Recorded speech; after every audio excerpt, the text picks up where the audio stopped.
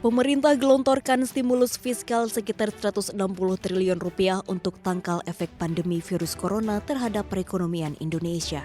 Stimulus fiskal meliputi relaksasi pajak penghasilan atau PPh 21 yang dibebaskan selama 6 bulan mulai April tahun 2020.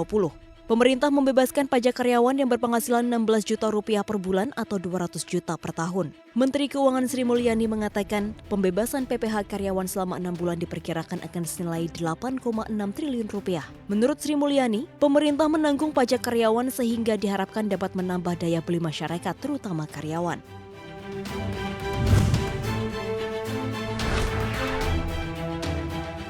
Presiden Joko Widodo meninjau proses sterilisasi Masjid Istiqlal sebagai salah satu cara mencegah penyebaran virus corona.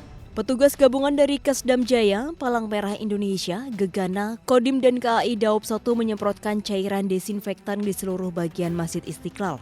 Tak hanya Masjid Istiqlal, Presiden Joko Widodo juga meninjau proses penyemprotan cairan desinfektan di Bandara Internasional Soekarno-Hatta di Tangerang, Banten.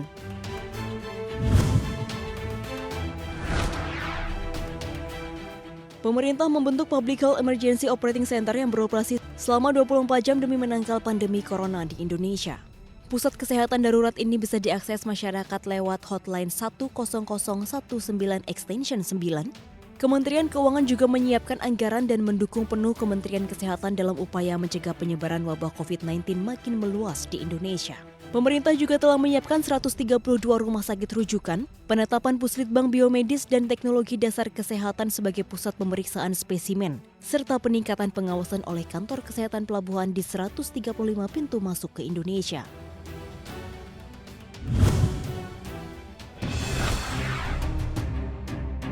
Di saat negara lain berjibaku menghadang lonjakan penderita virus corona, Cina justru melaporkan pasien yang positif terjangkit virus corona di negeri panda ini turun drastis. Laporan terakhir menyebutkan pasien baru yang positif terjangkit virus corona hanya bertambah 8 orang yang kesemuanya merupakan imported case.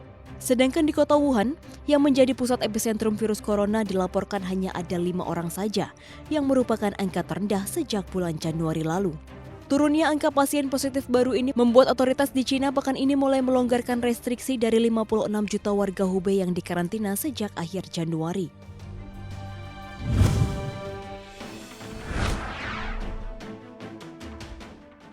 Manajer Arsenal, Mikel Arteta divonis mengidap virus corona. Nama Arteta menambah jajaran pesohor Liga Inggris yang terjangkit virus corona.